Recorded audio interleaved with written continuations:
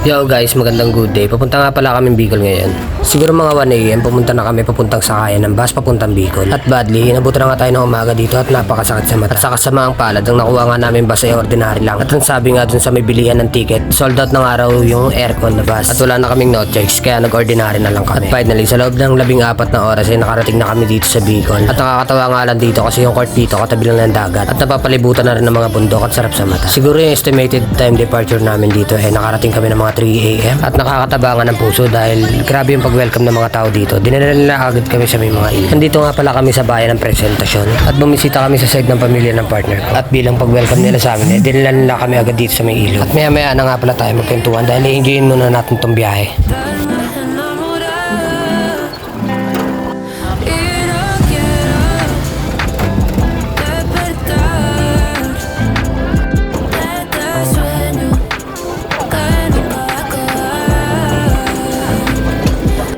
So ayan guys, nakarating na nga kami dito at naglalakad pa kami na medyo malayo-layo pala ka rin kasi naghahanap pa kami ng mga gandang spot. Tignan nyo naman itong dala kong pagkain. Ang laki-laki yung idol kung gaano kalaki ito. Bluefin. At napagpasyahan nga nila na sa kubo na lang kami ng mayor pumunta kasi maganda daw yung place doon. At dahil may mga kasama kaming bata ay naghanap kami na medyo may mababaw-babaw na ilog at meron din naman malalalim na part. Tara mga idolo, samahan nyo muna kami maglakad.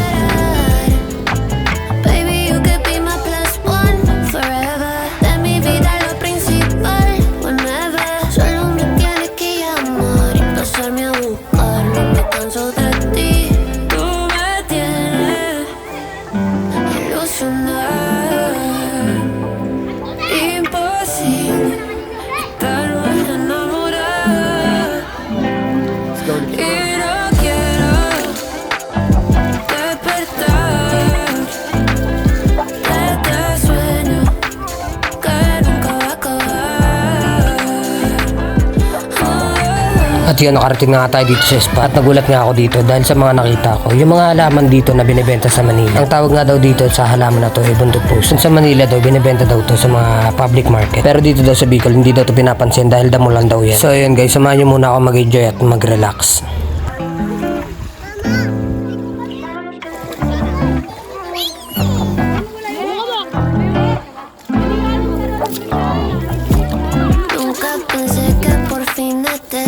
Pudiese llegar que mi fantasía de estar a tu lado se hizo realidad y conspira tu boca y la mía poesía. Escucho miles de armonía cuando tu ojo me mira. Tú me tienes ilusionado, imposible.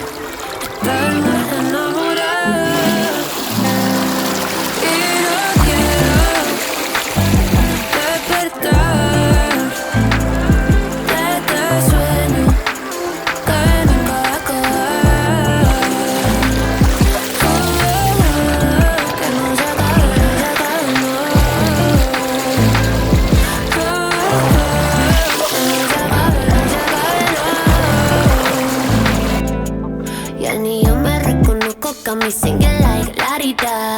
En el carro, en la ducha, no puedo parar. Con mi counting down the days pa' volverte a besar. No puedo esperar. Baby, you could be my plus one forever. De mi vida lo principal, whenever. Solo me tienes que llamar y pasarme a buscar. No me canso de ti. Tú me tienes ilusionado.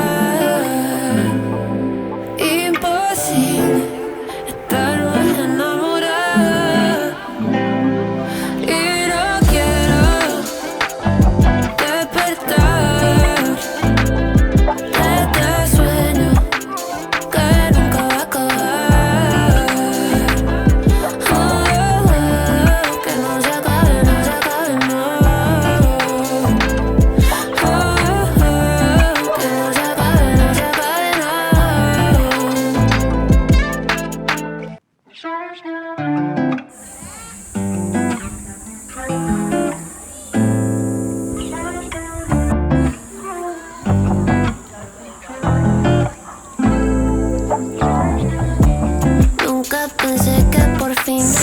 Tara, samahan nyo ako. Papasilip ko sa inyo yung ganda ng kalikasan. Yan, nandito nga pala ako sa Bicol ngayon. Pansamantala muna natin takasan yung problema. Dito muna tayo, iwas sa stress. Siyempre, ito na yung pinakaantay natin na kainan na. Ang solid na mga pagkain dito mga idolo. Napaka-fresh ng isda at pusit, lalong-lalo na yung kamoting kahoy. Naalala ko tuloy ng kabataan ko, palagi akong pinaglulutuan ng nanay ko nun. Kung alam nyo to mga idolo, yung talbos ng kamoting kahoy at nalagyan ng gata. Tapos sasangkapan na maraming sili, ay grabe napakasarap naman. Siya nga pala mga idolo, kung umabot ka sa video na to at hindi ka pa nakapalo sa akin, na ba magpalo ka na? At abangan nyo na lang ang day 2 ng paglalakbay natin dito sa Bicol. At sinayang ko na naman ang 5 minuto ng buhay nyo. Maraming salamat sa panonood. See you sa next vlog.